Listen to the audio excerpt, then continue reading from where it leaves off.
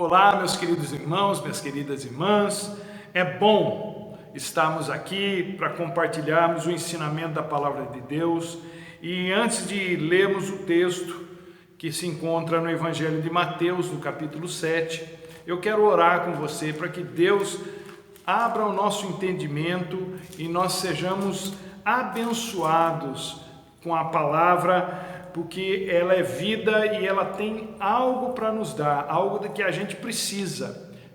Tomara que nessa reunião, nessa palavra, você receba aquilo que você realmente está precisando, em nome de Jesus. Vamos orar? Senhor, nosso Deus e nosso Pai, muito obrigado pelo privilégio, ó Deus, de recebermos a Tua palavra.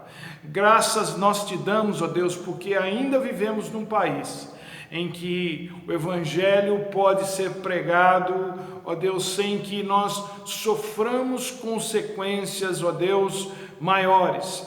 Pai, nós pedimos que o Senhor abençoe o nosso coração, que o Senhor abra o nosso entendimento, a nossa mente, ó Deus, para podermos receber a Tua palavra, para que nós possamos escondê-la no nosso coração, para não pecarmos contra Ti, como diz o Salmo. Em nome de Jesus, que todos que ouvirem essa palavra sejam alcançados pela bênção do Senhor, que certamente é grande. E nós recebemos essa bênção no nome de Jesus. Amém e amém. O texto para hoje é Mateus, no capítulo 7, são apenas 2 versículos. Mateus, capítulo 7, versículos 7 e 8, que diz o seguinte: Pedi e ser-lhes-á dado, buscai e acharei, batei e abrir-se-lhes-á. Pois todo o que pede recebe, o que busca encontra, e aquele que bate, a porta será aberta. Aleluia! Jesus estava, obviamente, falando sobre oração aqui. Mas eu gostaria de fazer uma abordagem diferente da convencional. Todas essas palavras de Jesus são verdadeiras, mas elas não são verdadeiras só no contexto da oração. Elas também são verdadeiras em quase todos ou para todos os segmentos da vida. Elas estão encharcadas de sabedoria para muitas outras áreas da vida que são menos metafísicas, assim, menos transcendentes, e elas estão estampadas em muitas das nossas considerações, como por exemplo, quando a gente vê uma pessoa provocando deliberadamente uma confusão, pelo menos na minha cabeça eu penso, tem gente que pede, né? Tem gente que está pedindo para receber alguma coisa. Tem gente que pede para apanhar. Tem gente que pede para ser xingada. Tem gente que pede para morrer. Tem gente que pede para ficar sozinha, no sentido de ser muito inconveniente e chata. Tem gente que pede mesmo. E quem pede, recebe. Assim como quem procura, acha. Agora, eu sei que há coisas que não se acha por mais que se procure. Paciência, por exemplo, é uma dessas coisas. Pode procurar à vontade que não vai achar, porque paciência é uma daquelas coisas que não se acha, é algo que se aprende. E o método da aprendizagem não é nada agradável. Paciência não vem pela oração. Paciência vem pela tribulação. É isso que Paulo diz em Romanos, no capítulo 5, verso 3, e depois Tiago vai dizer no capítulo 1, verso 3 também. Portanto, cuidado com o que você procura e pede, porque pode ser que você encontre. E com certeza não vai ser aquilo que você esperava, ou pelo menos não vai ser do jeito que você esperava. Mas a conclusão é que nessa vida dificilmente vamos encontrar alguém plenamente satisfeito com a vida que tem. Alguém que tenha alcançado tudo o que deseja. Mas tem muita gente que encontra o que procura. Então, dito isto, eu queria fazer algumas considerações para nós refletirmos e ver se a gente se encaixa em alguma coisa. E se não se encaixa, a gente precisa mudar. Então eu queria considerar o seguinte com você. Primeira coisa, tem muita gente que procura motivos para ser infeliz. E quem procura, acha. Tem gente que se esforça para ser infeliz, tem gente que concentra toda a sua energia em coisa ruim. E o resultado é a infelicidade extrema. Tem gente que só fala em doença, tem gente que só reclama da vida, só fala mal de governo, nunca está nada bom para essa pessoa. E a conclusão que eu chego, tendo em vista o esforço que essas pessoas fazem para se sentirem mal, é que elas gostam disso, que elas não vivem sem isso. Elas se sentem mal consigo mesmas, mal com os outros, elas ficam mal com a vida e mal com Deus. Tudo é difícil para elas, tudo é complicado, tudo é impossível. Nada do que elas têm lhes dá alegria, nada do que elas alcançam lhes dá prazer. Suas vidas se resumem em autocomiseração, elas têm dó de si mesmas o tempo todo, em reclamação e em descontentamento. Deixa eu ser bem direto aqui. Crente não é infeliz. Melhor dizendo, crente não pode ser infeliz, porque a Bíblia diz que quem é crente em Jesus Cristo é bem-aventurado, ou seja, mais do que feliz. É uma condição, um patamar acima da felicidade. Significa que muito pouco ou quase nada do mundo material afeta a sua vida no sentido de deixar a pessoa infeliz. Agora, para ser infeliz, não é preciso procurar muito, não. É só reclamar, reclamar e reclamar. Quem só faz isso na vida, e tem muita gente assim por aí, não precisa de mais nada para ser infeliz.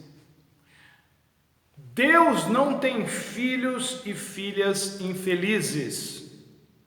Ele só tem filhos e filhas bem-aventurados. Portanto, se você que diz que é de Jesus, conserva ainda essa mania de reclamar de tudo, pare agora, repense a sua experiência com Jesus e comece a procurar algo de bom na vida, porque quem procura, acha. Não é possível que quem encontra Jesus não consiga ver a vida com outros olhos. Jesus e infelicidade são excludentes. Isso é, quem tem um não tem o outro. É como luz e trevas. Onde a luz chega, as trevas têm que sair. Simples assim. Pare de procurar coisas ruins. Pare de constatar coisas ruins na sua vida e comece a enumerar as boas que Deus te deu. Isso também dá para se constatar na vida, coisas boas. É impossível que na sua vida não tenha coisa boa.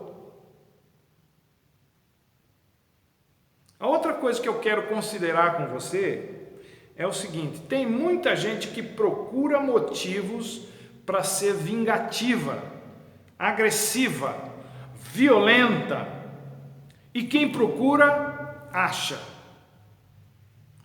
Esses dias eu recebi uma postagem de um vídeo onde pessoas estavam aparentemente reunidas num congresso para defender a sua causa, que aqui não vem ao caso.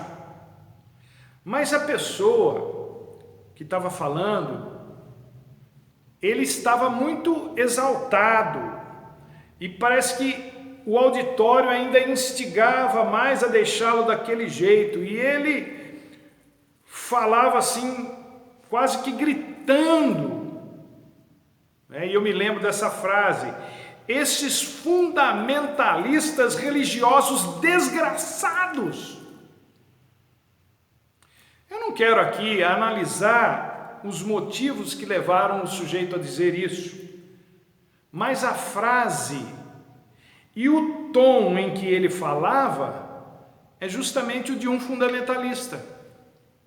É o tom de um intolerante para com quem pensa diferente dele. É uma postura de quem não se dá conta de que está falando contra si mesmo. É gente que procura nos outros o motivo ou os motivos para a sua agressividade, para a sua violência, para a sua vingança, para as suas indignações, para a sua infelicidade. Eu sou pastor, mas eu não acho que, se todas as pessoas que pensam diferente de mim fossem destruídas no mundo, ou desaparecessem de repente do mundo, e só ficassem aquelas que eu gosto, aquelas que eu acho que estão certas, eu não acredito que eu seria uma pessoa melhor por causa disso. Porque o problema, gente, não são os outros. Grande parte dos nossos problemas somos nós mesmos. Se a gente agir como essa pessoa do vídeo, se nós cristãos agirmos assim, com esse ódio todo, e começarmos a procurar motivos para extravasarmos as nossas indignações, vocês podem ter certeza de uma coisa: nós vamos achar. Mas Jesus não nos salvou do inferno para que nós criássemos outro inferno para nós mesmos. Jesus não morreu pelos nossos pecados para que nós recomeçássemos uma nova história de pecados, agora com um histórico, um passado zerado. Não, a nossa busca, a nossa procura não deve se destinar a lutar contra as pessoas, mas sim para a salvação delas, e nossa inclusive. Porque cada vez que a gente mata alguém, ainda que seja em pensamento, ainda que seja no desejo do nosso coração, nós nos tornamos réu de juízo. E João, numa de suas cartas, ele fala assim: como é que você diz que pode amar a Deus a quem você não vê, se você não consegue amar nem a quem você vê? A nossa busca, a nossa procura não deve se destinar à vingança, e sim, quando possível e no que depender de nós, a reconciliação, a restauração das pessoas, dos relacionamentos. A nossa busca, a nossa procura não deve se destinar a outra coisa senão a vontade de Deus. E nós sabemos muito bem como a vontade de Deus ela é boa, perfeita e agradável. Então, tem muita gente que procura motivos para ser infeliz, e quem procura, acha. Tem muita gente que procura motivos para ser vingativa, agressiva, violenta, e quem procura, acha. Mas se você quiser fazer parte de um grupo de pessoas que procura motivos para ser abençoado e para ser uma bênção, você também vai achar. Ser abençoado, ser abençoada, é mais do que ter tudo na vida que diga respeito a bens materiais. Ser abençoado, ser abençoada, é mais do que ter o seu desejo de vingança atendido. Ser abençoado é mais do que ser infeliz. Aliás, para ser bíblico, ser abençoado não tem nada a ver com isso. Não é uma questão de ser mais do que, mas uma questão de estar. Quando se está debaixo da sombra do Altíssimo, já se está abençoado. Quando se está coberto ou coberta pelo sangue de Jesus, a pessoa pode e deve se considerar abençoado, abençoada. Quando se anda com Deus, isso já é a própria bênção em si. O que é que você está procurando? Recentemente, eu li a seguinte frase, que é mais do que uma frase, é um pedido de socorro, na verdade. Procura-se sentido para a vida. Alguns procuram sentido para aquilo que perderam na vida. Perdeu a saúde, perdeu o marido, perdeu a esposa, perdeu os filhos perderam os pais, gente amada que morreu, perdeu o trabalho, perdeu a paz. E outros procuram sentido para o aparente fato da sua vida não dar certo em nada. Não dá certo no emprego, não dá certo em relacionamento, o casamento não vingou, os filhos não dão certo, está sempre com problema. O que é que você está procurando? O que você espera encontrar na vida? O meu desejo é que você esteja procurando por uma vida que agrade a Deus, porque uma vida que agrada a Deus é uma vida que se realiza, é uma vida que dá certo, porque está certa, porque está alinhada com a vontade de Deus, e quem está alinhado com a vontade de Deus é feliz apesar das circunstâncias, apesar das perdas, apesar das lutas. Vejam o que Davi diz no Salmo 37, versículos 4 e 5, agrada-te do Senhor, e Ele satisfará os desejos do seu coração. Entrega o teu caminho ao Senhor, confia nele, e o mais Ele fará. Deus certamente tem muitas bênçãos para seus filhos e filhas. Não estrague a sua vida procurando coisas que vão te deixar infeliz, amargurado, revoltada, com desejo de vingança. Isaías 55:6 nos dá um conselho fantástico. Buscai ao Senhor enquanto se pode achar, invocai-o enquanto está perto. E Paulo vai completar essa linha de pensamento, de raciocínio em Colossenses, no capítulo 3, dos versículos 1 a 4, dizendo: portanto, se vocês já ressuscitaram com Cristo, buscai as coisas que são de cima, onde Cristo está sentado à destra de Deus.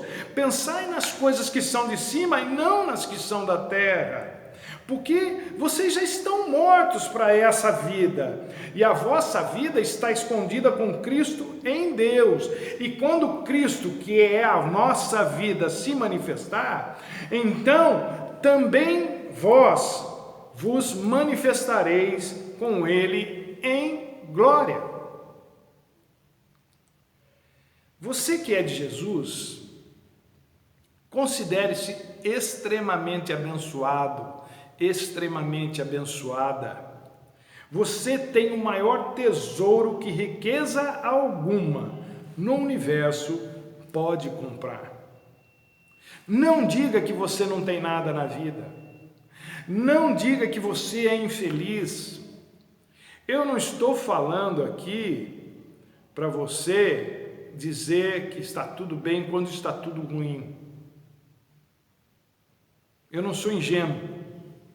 O que eu estou dizendo é que você tem dentro de si um tesouro maior do que tudo que o mal puder fazer contra você.